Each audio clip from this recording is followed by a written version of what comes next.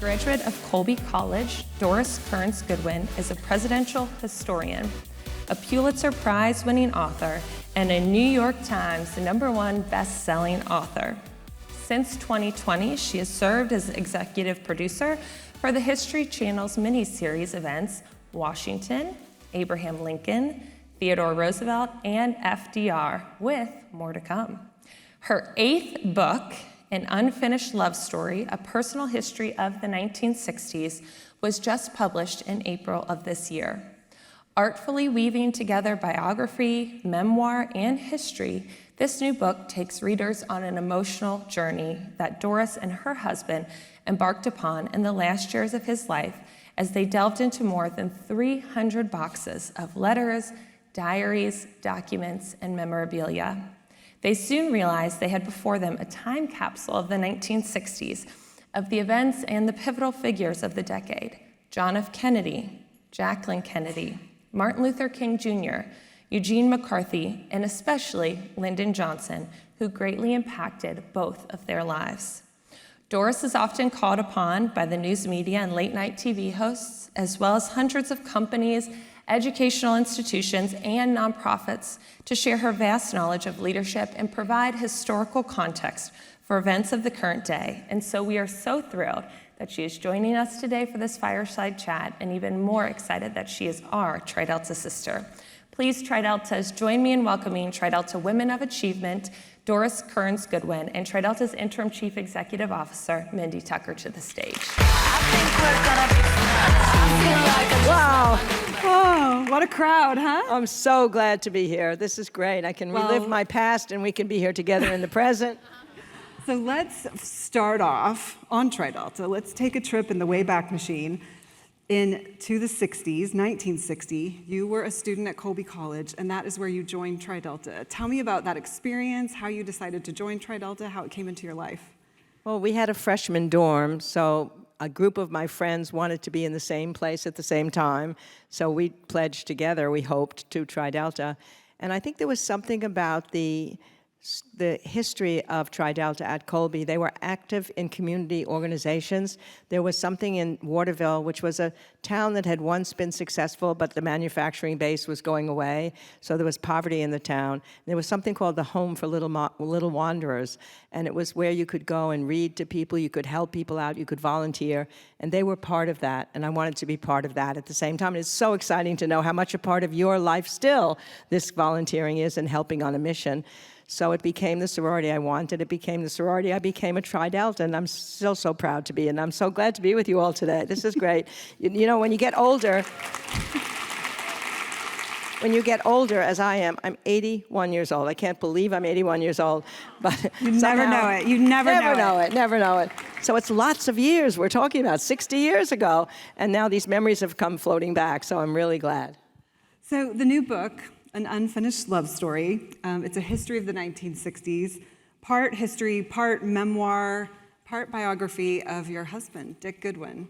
300 boxes, you guys heard Lenora say. I can't even imagine going through 300 boxes of memorabilia from somebody. He had this illustrious career in public service. The book is so terrific. If you have not purchased the book yet, run out and grab it today. This interview is going to make you want to go read it. But there's a little bit of Tri Delta history in this book. And so I'd love for you to talk a little bit about, you talked about being involved with recruitment when you were in the chapter Rush, as they called it then, welcoming your chapter's first Jewish member and your chapter's first Black member in the 60s. I'd love to hear what that was like. I can't imagine that time going through that. Share with us a little bit about that experience. Yeah, I mean, first of all, just let me say, we schlepped these 300 boxes around our entire married life over 40 years. They were in cellars and attics, and still my husband didn't want to open them. I peeked in as an historian. I knew they were, as we've said, a time capsule of the 60s, but the 60s had ended so sadly. He was very close to Bobby Kennedy, was with him when he died. Martin Luther King had died. There were riots in the streets. There was campus violence, that he just wanted to look forward and not backward, until finally when he turned 80, he said, okay, it's now or never. If I have any wisdom to dispense, I better start dispensing now. So we spent every weekend just going through these boxes, and we went through them chronologically, pretending we didn't know what was going to happen next. That's the way you have to live history, to not know the sadness that's going to come or the triumphs that are going to come. So it really was the last great adventure of our life. But interestingly, when we went through these boxes, I found some letters that he had written to his best friend from Tufts when he was at Harvard Law School. And my husband found out that Jackson, which was the sister school of Tufts, had taken in a black pledge for Sigma Kappa sorority there, and been kicked out of the national organization as a result. So my husband took up the cause, and he went and fought discrimination, and it became part of a newspaper survey. They tried to see if there was anything they could do about it. It was a private institution. They couldn't at that time. But I realized that I'd been through a similar thing, and we had never talked about it. For some reason, we talked about everything under the sun. It had never we never come up. discussed that he had had that experience, and I had mine at Tri-Delt. And as you say, what happened is, especially what became notable, we took in our first black pledge, not realizing it was the first black pledge in Tri-Delta as a whole. She would have been initiated in 1963. There was some consternation on the part of the Tri-Delt headquarters. One of the executives came to talk to us to just have us understand that once you're a Tri-Delt, you have to be welcomed in everywhere, in every chapter of the country. This is before the Civil Rights Act. Segregation is still in the South. But they did not kick us out at that point in time. We were still remaining there until our school, the Board of Administration, the faculty, the students, and the faculty together formed an organization, and we passed a law that no sorority or fraternity could exist at Colby unless we had the right to choose freely on the basis of race, religion, or national origin. And as a result, yeah, I'm very proud of that. So what happened as a result of that, however, was that Tri-Delt wrote a letter, the president of Tri-Delt wrote a letter to the president of Colby College, severing our 57-year connection with Tri-Delt. So I'm so proud of where we all stand today. We've come as a country so far from that. And Judy Turner, the young woman who was the Black Pledge, said that I've talked to her. This was what allowed me to go back and talk to my friends from Colby, and we recounted this whole situation. And she said at first she was so worried that the sisters would feel that she had caused them to lose our national affiliation, but everybody made her feel that it was a fight worth fighting, and now she looks back on it as a badge of honor, and she's very proud that she was part of this movement in the whole country forward where that discrimination will no longer be allowed. I'm so glad you shared that, and we've had our own, yes. We've had our own, trip down memory lane, so to speak, in looking into our history and learning what we can from some decisions that we would look differently on today, I think. Diane Peterson is in the room. Where's Diane? There she is, right in the front.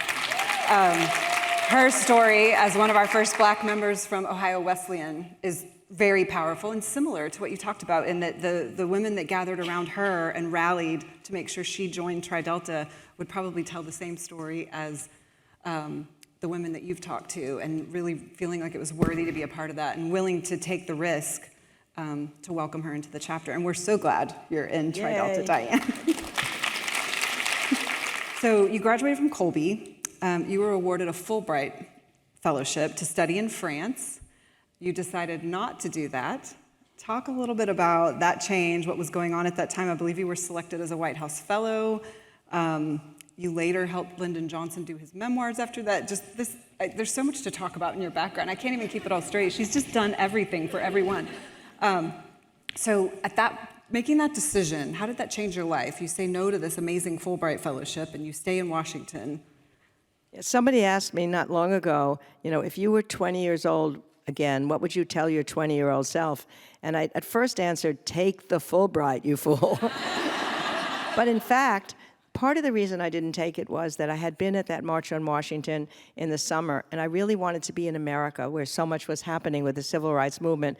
But part of it was, embarrassingly, that there was a boyfriend, and he was transferring from where he had gone to Harvard. He then went to Berkeley and in graduate school, but he was going to transfer back to Harvard to be with me, and I felt I can't run away. So I never got to Paris, I never got to Brussels, I never lived abroad, but I ended up going to Harvard Graduate School and becoming a White House Fellow. It just shows how random life is, and majoring in American government and history instead of foreign policy.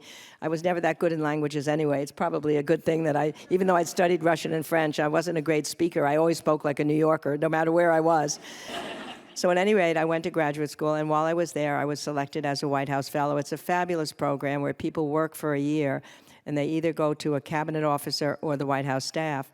And those of us who were selected went to a dance at the White House the night we were selected. President Johnson did dance with me. It wasn't peculiar. There were only 3 women out of the 16 White House Fellows. But as he twirled me around the floor in real Texan fashion, dipping down and going, I was sure I was going to fall, he whispered that he wanted me to be assigned directly to him in the White House. But it turned out not to be that simple. For in the months leading up to my selection, like many young people, I was active in the anti-Vietnam War movement. And a friend of mine and I had gone to a big march in New York, and we were worried that there was violence becoming attached to the march. People were burning their draft cards.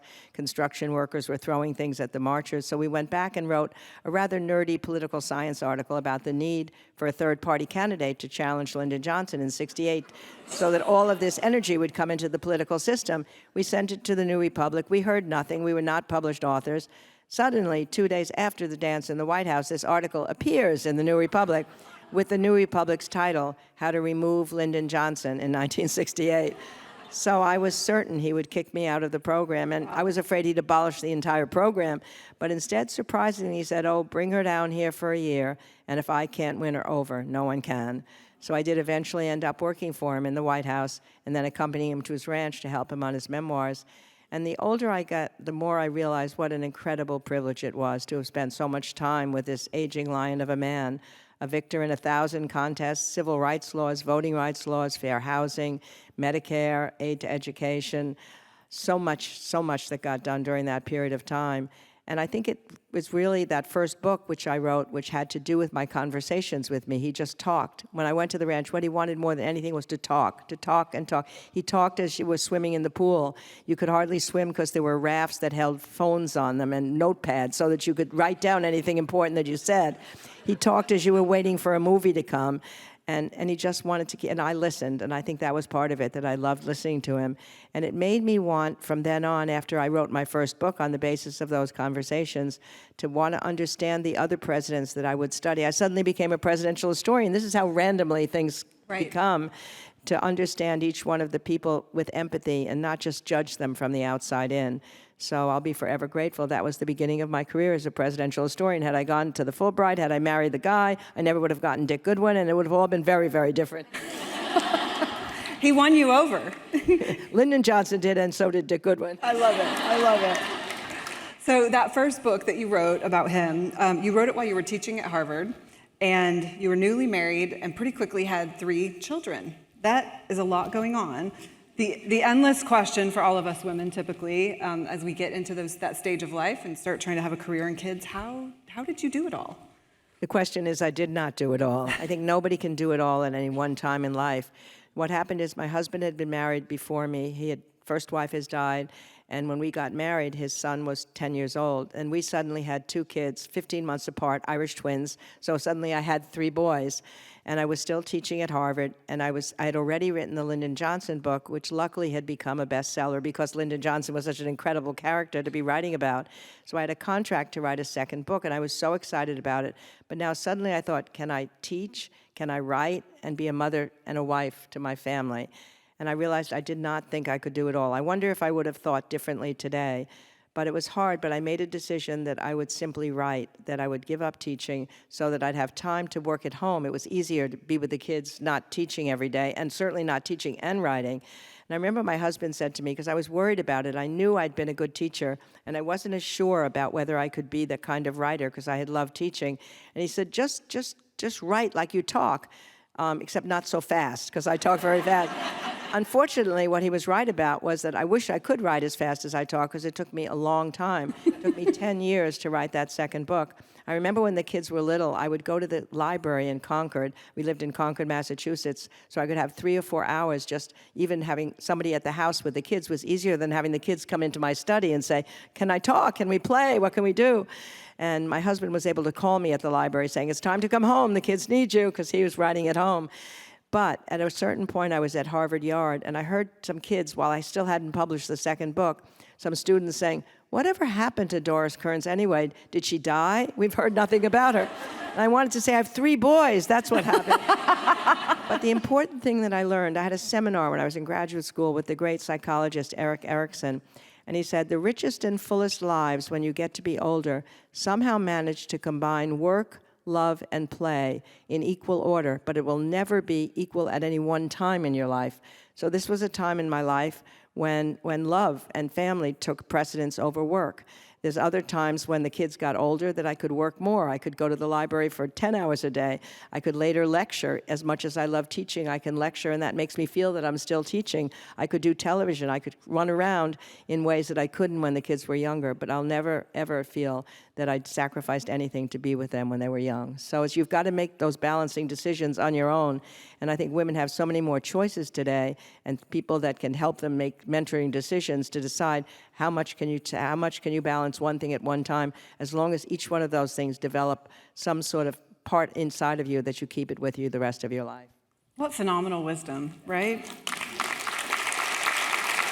And to hear it from her, it's amazing to think you made some of those same decisions that I think many of us struggle with all the time in terms of career and family. What great wisdom. So your husband worked for Senator Kennedy in the 1960 campaign. He then joined the White House staff. A few months after Kennedy's assassination, he became a central figure in LBJ's administration. What must that transition have been like for him? Yeah, there was a real fault line in those days between the Kennedys and the Johnsons. There was a sense of jealousy, of competition, of hardness, so that it was unusual for people to have gone from the Kennedy administration, as my husband Dick Goodwin did, to the Johnson administration. And we were never quite sure why it was that Johnson had reached out to him.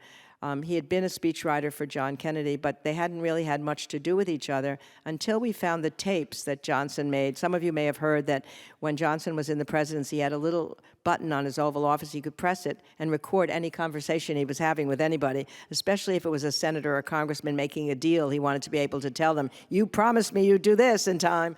But in this case, he had recorded a conversation with the White House aide, Bill Moyers, in which he was talking about, this is about 3 months after John Kennedy died in March of '64, I need a speechwriter here.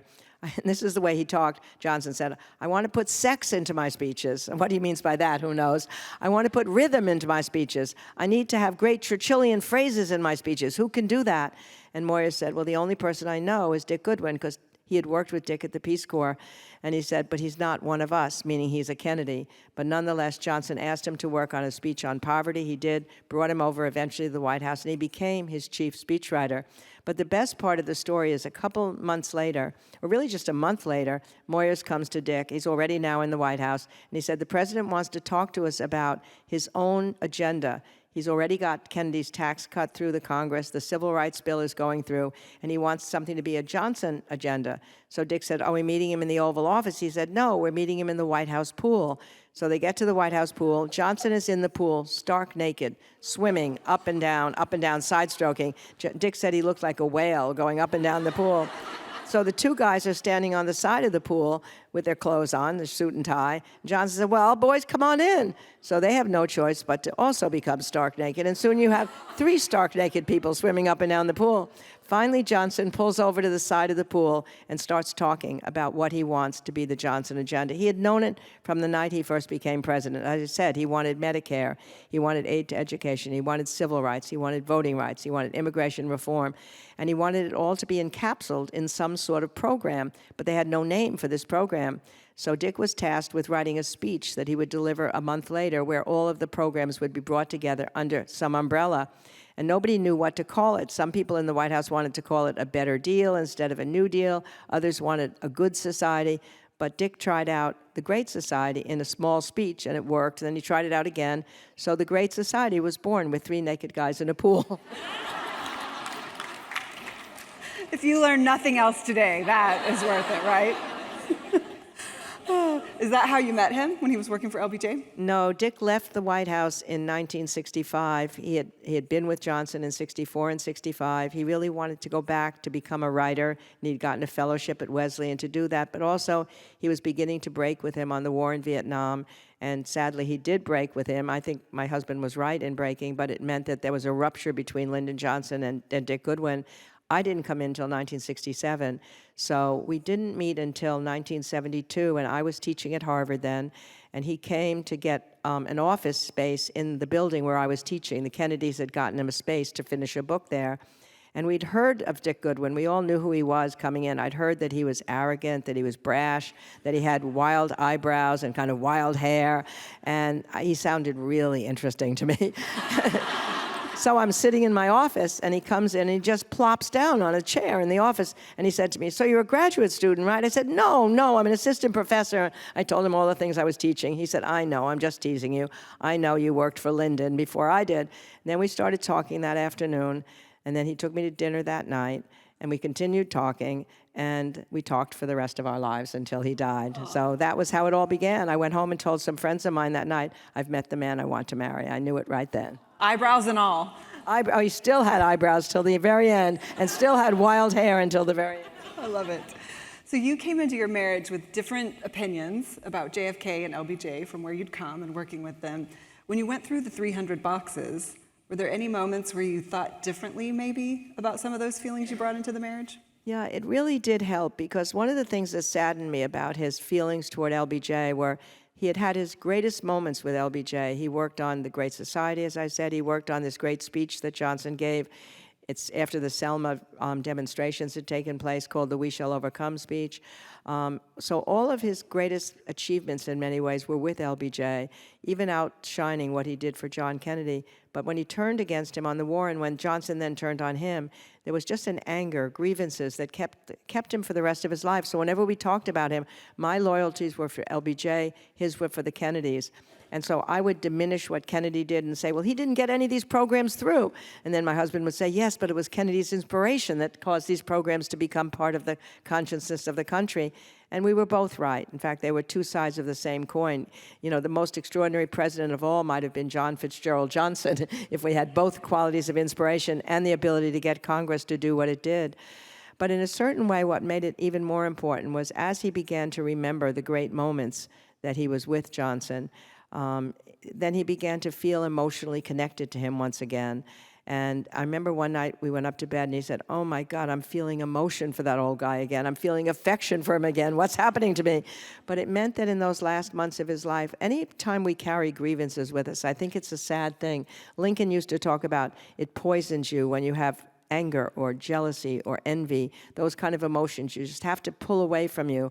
And I think that was true. There was a sadness in him because of that feeling, not only about Johnson, but that part of his life.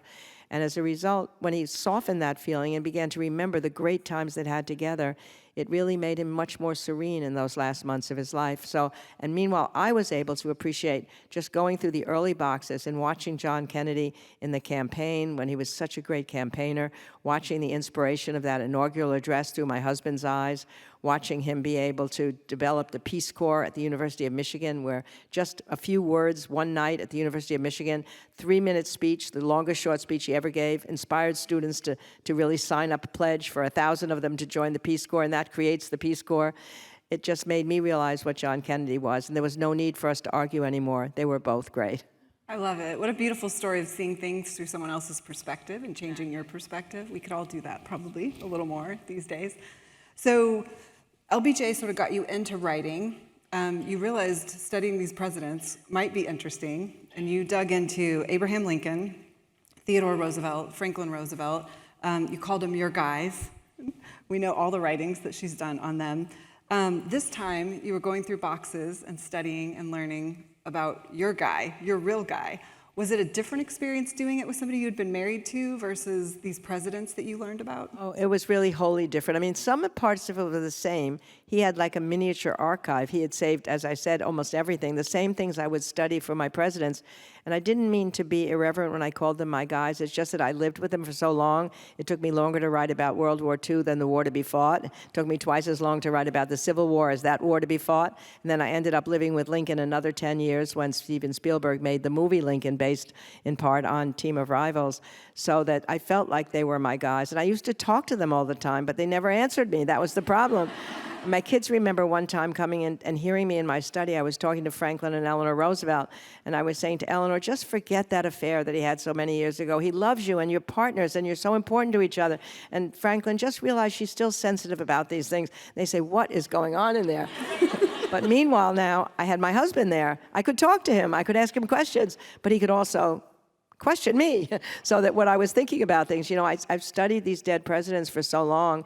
It may seem an odd career to spend one days waking up with a dead president every morning and thinking about them when you go to bed at night. The only fear I've ever had is that in the afterlife, there'll be a panel of all these guys that I studied, and everyone will tell me everything I missed about them. And of course, the first person to scream out will be Lyndon Johnson. How come that damn book on the Roosevelts was twice as long as the book you wrote about me?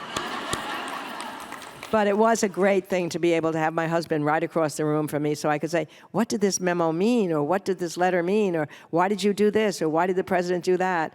It's what I'd always dreamed about, that I could do this with my presidents, but I at least do it on this last book. So. I love it. So in your latest book, you also write that you wish you had known Dick when he was younger. You were 29, he was 40 when you married. What did you learn through the books, or through the boxes, and all the memorabilia about the younger Dick? I always used to say to him, what were you like when you were young? Would I have fallen in love with you then? And he said, how can I describe what I was like when I was young? I'm too busy being me. I can't know what I was like when I was young. But I found these letters, as I said, that he had written to his best friend, 50 letters, his best friend from Tufts, and the best friend had given them back to him before the best friend died. And I did see what he was like when he was young. And there was indeed a certain arrogance about it. What happened is that it was really pressuring to be at Harvard Law School in those days. You felt like if you did better than the person next to you, you would get the job, you would get the girl, you would get the income, you would get the life. It was kind of crazy, he realized now when he got later onto his life. But he wrote a letter to his friend in July of his first year of Harvard Law School, and he wrote a very chatty letter, and then he wrote, P.S., I'm like in a state of shock. I just found out my grades. I'm number 1 in the class. And then he went on to become the editor of the Law Review. And then he writes these letters that really pissed me off in a way. I'll tell you why. He said, well, I've got a burden of choice. They're flying me all around the country to every law firm. And I could go to any law firm I want. I could get a scholarship to go abroad. I could clerk for a justice, which is what he eventually did, clerking for Justice Felix Frankfurter. It's a real burden to know what is right. Meanwhile, I then came upon, right after I read that letter, a picture in the boxes. And in that picture was the Law Review in 1958. And there was my husband standing there with the baton as the editor of the Law Review, 60 guys and only 2 women. On one side was Ruth Bader Ginsburg. On the other side was a woman named Nancy Boxley. Ruth Bader Ginsburg could not even get an interview for a job. She's on that same Law Review as those guys, and she couldn't even get an interview because she was a woman, because she was Jewish partly, and because she was married and had a baby. And I went running into him and said, this isn't fair. Of course, it wasn't his fault that this happened. But interestingly then, the great thing about Ruth Bader Ginsburg, she had closed, those doors were closed to her when she was young, but she spent her life opening doors for other women. And so then I found the other woman, Nancy Boxley, and I wondered what happened to her. And I found out she was living in California. I went to see her. She was about 85 at the time. She had been a homecoming queen when she was young. She was still beautiful. And so I wanted to know what happened to her. And she did get a job that first year when Ruth did not at Simpson Thacher, because even though she was a woman and even though she was Jewish, which was hard for law firms in those days, she was not yet married and had no children. But after she'd worked there for a few years and got married and got pregnant, they let her go. They said to her, we don't mind your situation, and they made the stomach come out, but our clients might mind it. So she lost her job then. She eventually regained it. But the great thing was, and she had a full career, but she told me that she went back to her 30th reunion at Harvard, and to show what had been changed, her professor at her contracts course that she sat in on was a woman, a young woman, wearing a short skirt, wearing boots, and very pregnant. So progress had been made. I was just thinking, oh, how times have changed, right? Amazing how little a time. That's why it's so important to remember what women went through for the suffrage right, for the right, for all the rights that we have now, and to not take for granted what we have. It's still a fight. We still have a long way to go. Yes. So I know one thing that's on everybody's minds. We are living in turbulent times. There's lots going on. There's wars and conflicts overseas. We're entering a very tumultuous presidential election. The economy is challenging. What advice do you have for us, for America, based on all that you've read and all that you've seen from all of these leaders over time in this country? What do we have to, what can keep us optimistic during this time? I think this is really where history can help. This is why I love history so much. It really can provide lessons for us and perspective and solace, because when I think about the turbulent times that I studied for each one of my guys, just imagine what it was like for Lincoln.